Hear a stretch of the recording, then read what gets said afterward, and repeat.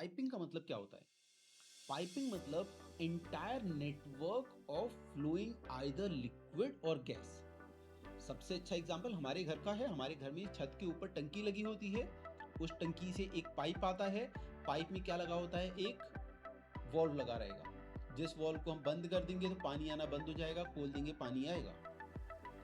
फिर नीचे आके वही पाइप डिस्ट्रीब्यूट होता है, कुछ वॉशरूम में जाएगा, कुछ किचन में जाएगा, कुछ कहीं जाएगा, राइट। इस तरीके से वाटर सप्लाई होता है। तो जो वाटर सप्लाई का सिस्टम है, this is nothing but this is a piping system. अब हमारे घर में कैसी पाइप लगी? प्लास्टिक की पाइप लगी है। बट हम बात करें ऑयल एंड गैस इंडस्ट्री की, बट हम बात करें फार्मास्यूटिकल इंडस्ट्रीज की, हम बात करें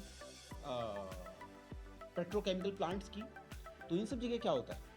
इन सब जगह मेटेलिक पाइप होते हैं। उसके अंदर आइदर लिक्विड फ्लो कर रहा है, केमिकल फ्लो कर रहा है, या गैसेस फ्लो कर रही हैं। कुछ केमिकल कुछ लिक्विड गर्म हो सकते हैं, कुछ केमिकल कुछ लिक्विड ठंडे हो सकते हैं, कुछ केमिकल कुछ लिक्विड एम्बिएंट टेम्परेचर पे हो सकते हैं। तो क्योंकि ये मेटेलिक पाइप हैं, अब मेटेलिक पाइप क्यों है? क्योंकि बहुत ज़्यादा प्रेशराइज्ड गैसेस होती हैं, बहुत ज़्यादा प्रेशराइज्ड लिक्विड होते हैं। तो उसको झेलने के लिए मेटेलिक पाइप चाहिए होता है। जो मेटेलिक पाइप है, इसको दो पाइप को कहीं ना कहीं जोड़ेंगे हम, तो जोड़ने के लिए क्या यूज करते हैं? वेल्डिंग यूज करते हैं। तो अगर आप एनडीटी इंस्पेक्टर हैं तो उस वेल्ड के अंदर कोई डिफेक्ट है नहीं है ये आप पकड़ सकते हैं। तो सबसे पहले क्या स्किल सेट चाहिए? सबसे पहले आपके पास एनडीटी इंस्पेक्शन की एक्सपर्टीज और इंटरनेशनल सर्टिफिकेशन होना चाहिए, जिससे आप कहीं पे भी एनडीटी इंस्पेक्शन करने के लिए ऑथराइज्ड बन सके। आपकी साइन की हुई रिपोर्ट ग्लोबली वैलिड रहे। तो ये पहला पॉइंट था।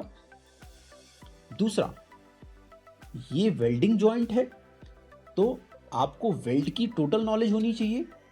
इंटरनल डिफेक्ट तो देख लिया, बट बाहर से कैसा दिख रहा है, अगर कोई डिफेक्ट आया है तो क्यों आया है, क्या करने पे डिफेक्ट नहीं आएगा, ये सब चीजें आप कैसे सीख पाएंगे?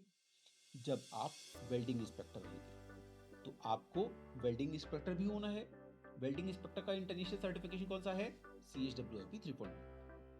तो आप क्या हैं? एनडीटी इंस्पेक्टर हैं, वेल्डिंग इंस्पेक्टर हैं। ये दो चीज हो गई।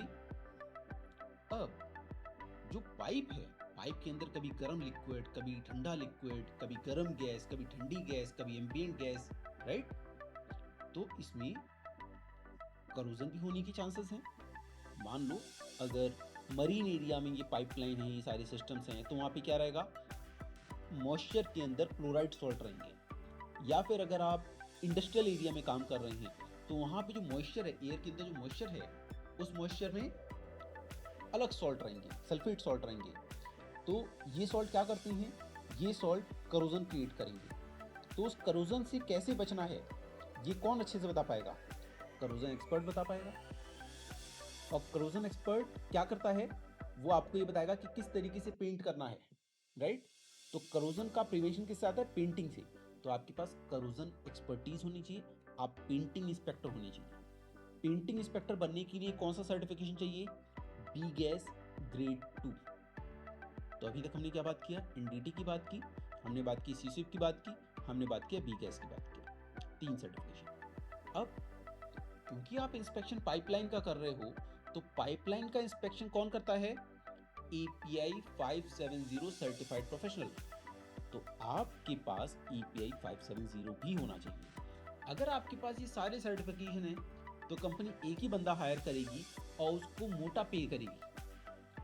अदरवाइज कंपनी को अलग अलग 4-5 तरीके के लोग हायर करने पड़ेंगे।